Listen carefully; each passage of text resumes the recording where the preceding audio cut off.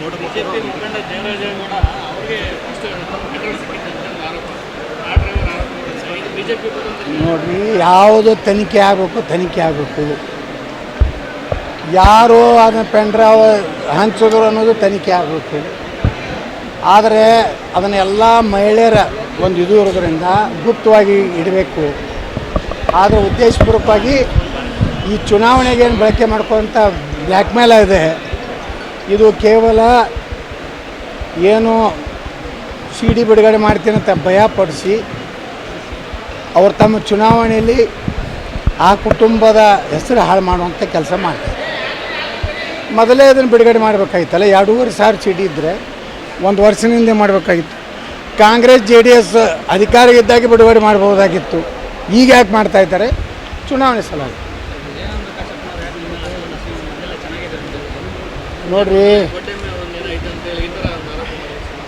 ಅವನದೇ ಹೇಳ್ದಲ್ಲಿ ನಾಯಕತ್ತಿ ನಾನು 1 ವರ್ಷ ಆಯ್ತು ಬಾಯಿ ತೆಗೆದಿಲ್ಲ. ಸಮಾಜದ ಮೀಸಲಾತಿ ಅದು ಯಾವುದೋ ವೀರಶೈವ ಬೋರ್ಡ್ ಕೊಟ್ಟಾರಂತ ಹೇಳಿ ಸ್ವತಃ ತನ್ನ ಹೆಂಡತಿಗೆ ಟಿಕೆಟ್ ಕೊಡಿಸೋದಾಗಲಿಲ್ಲ. ಇಂಟು ಏನು ಚಂಡ ಕೊಡಿಸ್ತಾನೆ ಸ್ವಂತ ನಮ್ಮ ಹೆಂಡತಿಗೆ. ಪಾಪ ಹಗಲ ರಾತ್ರಿ ಆ ಹೆಣ್ಮಗಳು ಬಾಗಲಕೋಟೆ ಲೋಕಸಭೆಯಲ್ಲಿ ಕೆಲಸ ಮಾಡೋ ಹೋದ ಸಲ ಟಿಕೆಟ್ ಕೊಟ್ಟಿದ್ರು. ಈ ಸಲ ತನ್ನ ಹೆಂಡತಿಗೆ ಟಿಕೆಟ್ ಕೊಡಿಸಲಾರ್ದಮ್ಮ ನಮ್ಮ ಸಮಾಜಕ್ಕೆ 2 ಏನು ಕೊಡಿಸ್ತಾನೆ? ಅವೆಲ್ಲ ಅವನ ವ್ಯಕ್ತಿತ್ವ ಗುರುತಾಗಿಬಿಟ್ಟಿದೆ ರಾಜ್ಯದ ಜನರಿಗೆ. ಅಂಥವನ ಬಗ್ಗೆ ಭಾಳ ಮಾತಾಡೋದು.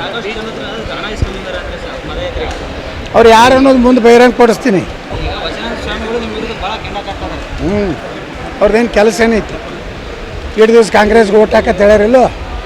ಈಗ ಪ್ರಹ್ಲಾದ್ ಜೋಶಿ ಅವ್ರು ಫೋನ್ ಮಾಡ್ಯಾರ, ನನ್ನ ಭೇಟಿಗೆ ಬರೀ ನಾ ಆಶೀರ್ವಾದ ಮಾಡ್ತೀನಿ ಅಂತ. ಈಗ ಸಿದ್ದೇಶ್ವರ್ಗೂ ನಾಳೆ ಅಪಾಯಿಂಟ್ಮೆಂಟ್ ಕೊಡ್ಲಾಕತ್ತಾರೆ. ಅಂದ್ರೆ ಯಾಕೆ ಕೊಡ್ಲಾಕತ್ತಾರಂದ್ರೆ BJP ಗಾಳಿ ಜೋರೈತಿ. BJP ಎಲ್ಲ 25 ಸೀಟು ಗೆಲ್ತೈತಿ.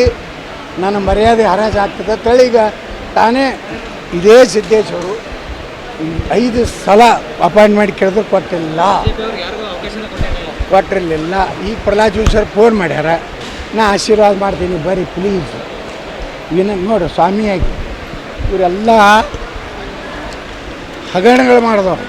30 ಕೋಟಿ ತುಂಗ ಆರತಿ, 10 ಕೋಟಿ ಯಡಿಯೂರಪ್ಪ ಬೊಮ್ಮಾಯಿ ಕೊಟ್ಟಿದ್ದು, 4 ಕೋಟಿ ಈಶ್ವರಪ್ಪ ಕೊಟ್ಟಿದ್ದು.